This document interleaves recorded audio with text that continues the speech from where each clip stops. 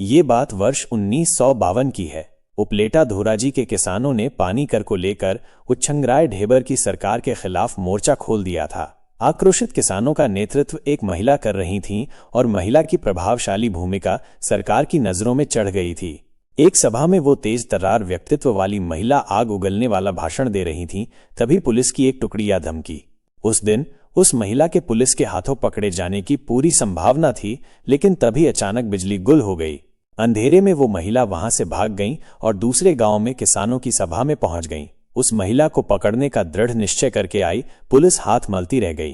Police अफसरों की आंखों में धूल झोंकने वाली उस महिला को सौराष्ट्र की सिंहनी की उपाधि दी गई थी। वो महिला थी नीरूबेन पटेल।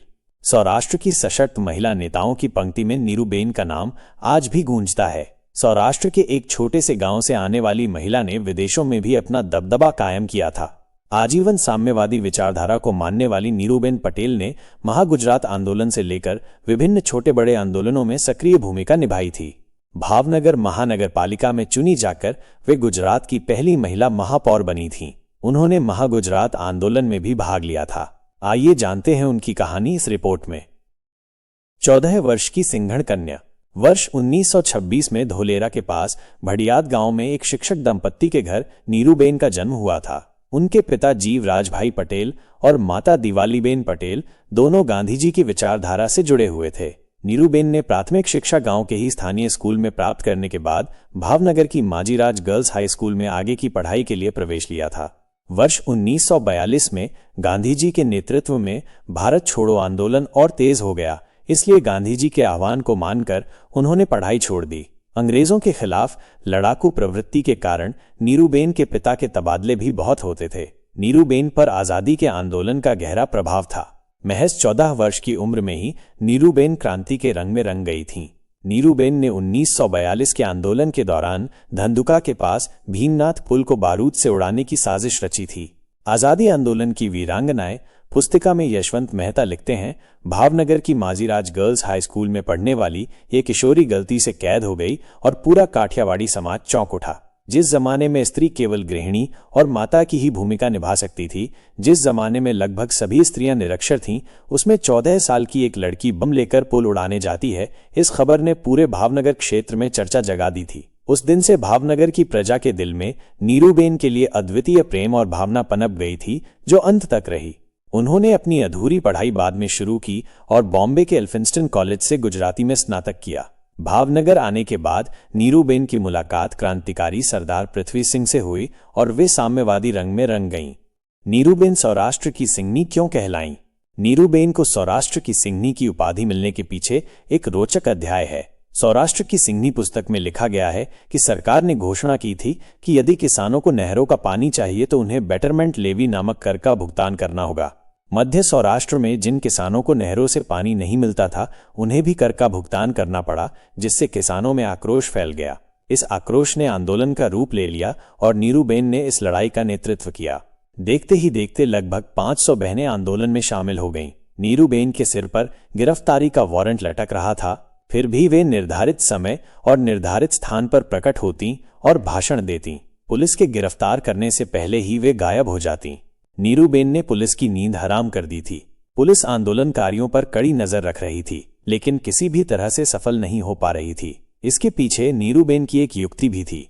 नीरूबेन गांव-गांव पुरुषों का वेश बदलकर सभा करने जाती थीं। जिस गांव में रात को सभा आयोजित होने वाली होती थी, उसकी जानकारी नीरूबेन अखबारों के माध्यम से दे देती थीं। इसलिए एक तरह से देखा जाए तो नीरूबेन सरकार और पुलिस के सामने सभा को रोकने की खुली चुनौती देती थीं। नीरूबेन को पकड़ना पुलिस के लिए प्रतिष्ठा का सवाल था। पुलिस सभा स्थल पर पहुंचती, लेकिन नीरूबेन कहीं दिखाई नहीं देती और फिर भी नीरूबेन मौजूद होती। रात के समय रोशनी में सभा आयोजित होती थी।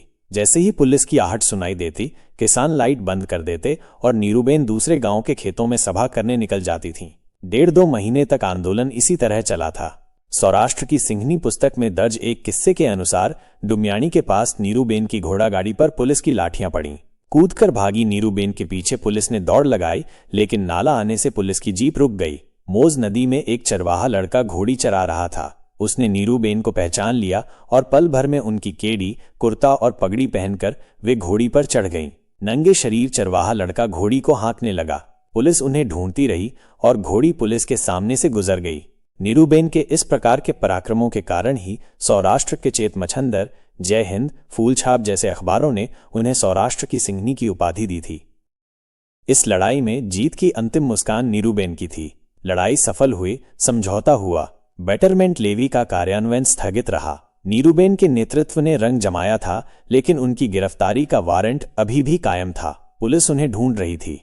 नीरूबेन खुद एक चरवाहा महिला के वेश में उपलेटा स्टेशन से ट्रेन में बैठकर भावनगर पहुंची और पुलिस के सामने आत्मसमर्पण कर दिया। नीरूबेन खुद ही पुलिस के सामने पेश हुई थीं, इसके अलावा वे कभी पुलिस के हाथ नहीं लगी थीं।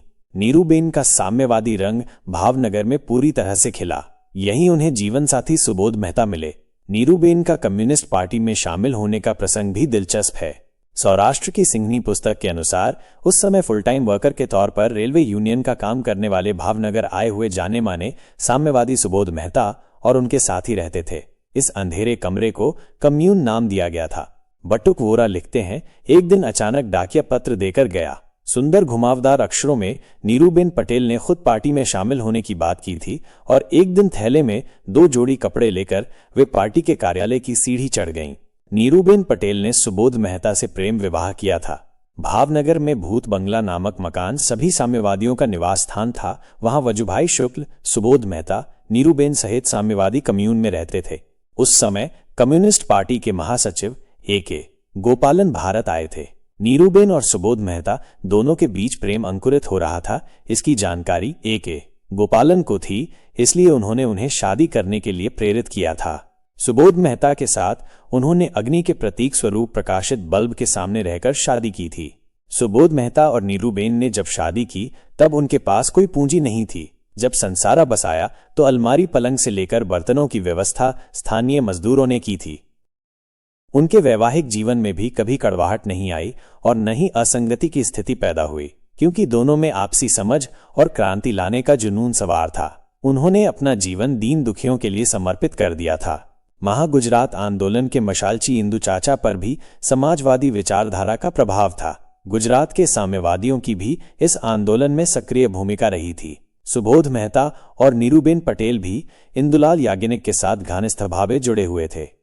महागुजरात आंदोलन के तहत जेल भरो आंदोलन लागू किया गया था। 1958 में पुलिस ने जेल भरो कार्यक्रम को विफल करने के लिए हर संभव प्रयास किया था, लेकिन इसके बावजूद महिलाओं ने कार्यक्रम को सफल बनाया था। नीरूबेन पर लिखी गई अमोने स्मरी ले जो जरीपल एक नानी पुस्तिका के अनुसार इस आंदोलन में नीरूबेन पटेल के नेतृत्व में लगभग 600 सत्याग्रही महिलाओं ने गिरफ्तारी दी थी। हड़तालों, घेराव, सत्याग्रह के कारण उन्हें राज्य स्तर पर भी पहचान मिली थी। 1961 में दीवदमन मुक्ति संग्राम में भी नीरूबेन पटेल ने भाग लिया था और इस दौरान उनकी गिरफ्तारी भी हुई थी। सौराष्ट्र की सिंहनी पुस्तक में उल्लेख है कि पुर्तगाली शासन से दीव को मुक्त कराने के आंदोलन के दौरान नेहरू सरकार द्वारा आंदोलन को टालने के लिए समर्थन देने के बजाय सत्याग्रहियों पर लाठीचार्ज किया गया था। वजुभाई शुक्ल और नीरूबेन के नेतृत्व में जुलूस चल रहा था। पुलिस ने जुलूस पर लाठीचार्ज किया, सत्याग्रही घायल हुए। उस दिन रात को दीव की जनसभा में नीरूबेन ने आग उगलने वाला भाषण दिया था और उसकी गूंज दिल्ली तक पड़ी थी। पंडित नेहरू ने लाठीचार्ज के लिए खेद व्यक्त किया था और सत्याग्रहियों के आंदोलन की सराहना की थी। लगभग 1965 के आसपास भावनगर रेसिडेंशियल यूनिवर्सिटी के मुद्दे पर आंदोलन हुआ, जिसमें भी नीरूबेन ने भाग लिया। वर्ष 1969-1970 में यूनिवर्सिटी आंदोलन चरम पर था। जब उनका बेटा 7 साल का था तब यूनिवर्सिटी आंदोलन की शुरुआत हुई थी। नीरूबेन की गिरफ्तारी हुई थी और उन्हें साबरमती जेल में बंद कर दिया गया था। उनके बेटे की उम्र 7 साल होने के कारण कानून के मुताबिक उसे भी साथ रखना पड़ा। लगभग 1.5 महीने तक उनका बेटा उनके साथ साबरमती जेल में रहा था। आज़ादी आंदोलन की वीरांगनाएं पुस्तक में यशवंत मेहता लिखते हैं, नीरूबेन बहुत सफल नहीं होने वाली एक राजनीतिक पार्टी से जुड़ी, फिर भी जनता उन पर विश्वास करती रही और उन्हीं के कारण इस पार्टी को कुछ सफलता भी मिलती रही। 1952 से लगातार वे भावनगर म्यूनिसिपैलिटी में चुनी गईं और अध्यक्ष बनी। 1968 में वे भावनगर म्यूनिसिपैलिटी की पहली महिला महापौर बनी। गुजरात की पहली महिला महापौर बनने की उपलब्धि भी उनके नाम है। 1968 में सीपीआईएम और संयुक्त समाजवादी पार्टी, प्रजा समाजवादी पार्टी, तीनों पार्टियों ने मिलकर चुनाव लड़ा था। सीपीआईएम ने 12 सीटों पर चुनाव लड़ा था और सभी सीटों पर जीत हासिल की थी। गुजरात में पहली बार कम्युनिस्ट पार्टी ने स्थानीय स्वशासन की संस्था में खाता खोला था। नीरूबेन की महत्वपूर्ण भूमिका होने के कारण सर्वसम्मति से उन्हें नगर पालिका के अध्यक्ष के रूप में चुना गया था। उस समय महिला आरक्षण भी नहीं था। भावनगर में सबसे पहले उन्होंने डिब्बा शौचालयों को 1 साल में हटवाया। शौचालय बनाने वालों को नगर पालिका ने खर्च पूरा दिया था। रूपम टॉकीज के पास बस स्टैंड था, जिसे शिफ्ट करके गंगा जलिया तालाब के पास लाया गया और उस समय 16 नई बसें और 2 डबल डेकर बसें खरीदी गईं। 800 के करीब स्लम क्वार्टर बनाए गए, जो आज भी मौजूद हैं। कुपोषित बच्चों के लिए दूध और ब्रेड की योजना शुरू की तो बाढ़ पीड़ितों के लिए मकान बनवाए। प्रौढ़ शिक्षा के लिए भी उन्होंने सक्रियता दिखाई थी। इसके लिए उन्हें माधुरी शाह अवार्ड भी दिया गया था। महिलाओं के रोजगार के लिए भी कदम उठाए थे। 1974 में रेलवे हड़ताल के समय नीरूबेन को भारत सरकार ने मीसा के तहत गिरफ्तार किया था और उन्हें 1.5 महीने तक जेल में रखा गया था। सौराष्ट्र की सिंघनी पुस्तक में ये प्रसंग दर्ज है, जिसमें नीरूबेन बाल बाल बची थीं। फिनलैंड की राजधानी हेलसिंकी में विश्व शांति परिषद आयोजित हुई थी। भारत से 150 प्रतिनिधि चुने गए थे, जिनमें नीरूबेन भी शामिल थीं। उन्हें विदाई देने के लिए रेलवे स्टेशन पर जनसैलाब उमड़ पड़ा था। जैसे कोई बारात जा रही हो, पूरी ट्रेन फूलों से लद गई थी। हेलसिंकी में नीरूबेन का भाषण, भारतीय समाज में स्त्री का स्थान बहुत सराहा गया। फिर वे यूरोप के दौरे पर मोटर कार से निकलीं। बेल्जियम में उनकी तेज रफ्तार कार एक पेड़ से टकरा गई और मोटर के परखच्चे उड़ गए। नीरूबेन को हड्डियों में गंभीर चोटें आई थीं। पुस्तक में लिखा है कि उनका इलाज करने वाले डॉक्टरों ने स्वीकार किया कि इतनी असहनीय पीड़ा के बीच पहाड़ जैसी सहनशीलता रखने वाला कोई रोगी हमने नहीं देखा। 5 मई 1994 को नीरूबेन ने लंबी बीमारी के बाद इस दुनिया को अलविदा कह दिया। उनकी अंतिम यात्रा में भावनगर क्षेत्र का जन समुदाय उमड़ पड़ा था। पूरा शहर शोक में था। उनकी अंतिम यात्रा में विशाल जनसमूह नारे लगा रहा था, नीरूबेन के अरमानों को मंजिल तक पहुंचाएंगे। गली गली में नारे हैं, नीरूबेन हमारे हैं।